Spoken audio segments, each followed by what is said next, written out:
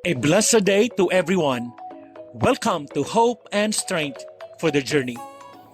Our scripture verse for today is found in the book of Romans chapter 12 verse 2 says, "Huwag kayong makiayon sa takbo ng mundong ito. Sa halip, hayaan ninyong baguhin kayo ng Diyos sa pamamagitan ng pagbabago ng inyong isip upang maunawaan ninyo ang kalooban ng Diyos, kung ano ang mabuti, kasiyasiya at ganap na kalooban niya." Marami sa atin ang gustong magbago. Bagong buhay, bagong pagkakataon, bagong simula. Pero bakit kaya kahit anong pilit natin, bumabalik pa rin tayo sa dating gawin?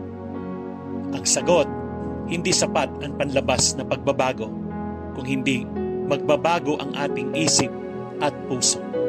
Sa mundo ngayon, sobrang daming impluensya. Social media, entertainment, peer pressure, napilit tayong hinihila palayo sa Diyos.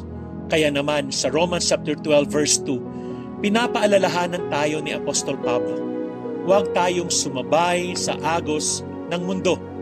Sa halip, magpabago tayo sa pamamagitan ng pagbabago ng ating pag-iisip. Halimbawa, isipin natin ang isang lagayan ng tubig.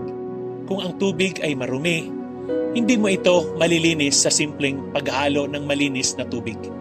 Kailangan mo itong palitan ng buo. Ganon din ang ating isipan. Kung puno ito ng makamundong pananaw, kasalanan at negatibong pag-iisip, hindi lang natin dapat bawasan ang masama. Kailangan nating hayaang palitan ito ng Diyos ng kanyang katotohanan. Amen. Halimbawa, may isang kabataan na dating nalulong sa bisyo. Lahat ng tao sa paligid niya sinasabing hindi na siya magbabago. Pero nung natutunan niyang ibigay ang kanyang buhay kay Kristo, hindi lang ugali niya ang nagbago, kundi pati ang paraan ng kanyang pag-iisip. Hindi na siya nagpapa-impluensya sa mundo.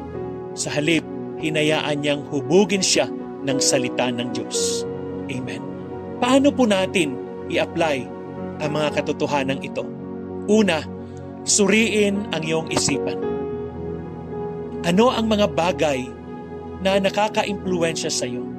Ano ang iyong mga pinapakinggan, pinapanood at binabasa? Kung puno ito ng makamundong bagay, oras na para linisin ito. Amen. Pangalawa, palitan ang luma ng bago. Ibig sabihin, huwag lang iwasan ang masama.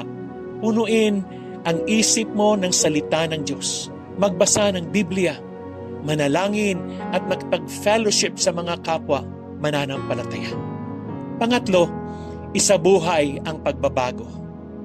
Ang tunay na pagbabago ay nakikita sa kilos, hindi lang sa salita. Kung binago na ng Diyos ang iyong isip, ipakita ito sa iyong buhay, sa trabaho, sa pamilya, at sa komunidad. Amen. Ang tunay na pagbabago ay hindi nagmumula sa labas, kundi sa loob. Sa pagbabago ng ating isipan, hindi natin kayang baguhin ang sarili natin sa sarili nating kakayahan. Pero kung hahayaan natin ang Diyos ang humubog sa atin, mararanasan natin ang tunay at ganap na pagbabago. Amen. Tanong, ano ang kailangan mong baguhin sa iyong isip ngayon? Huwag kang matakot magpabago sa Diyos, dahil ang plano niya ay mas mabuti, kasiyasiya at ganap para sa iyo. Amen. Tayo po ay manalangin. Panginoon, baguhin mo po ang aking isip at puso. Huwag mong hayaang mahulog ako sa tukso ng mundo.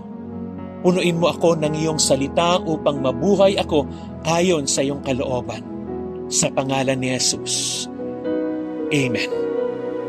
Simula ngayong linggo, iwasan ang mga negatibong impluensya at palitan ito ng mga bagay na makakapagpalago sa iyong pananampalataya. Amen. Bagong isip, bagong buhay. God bless you and your family.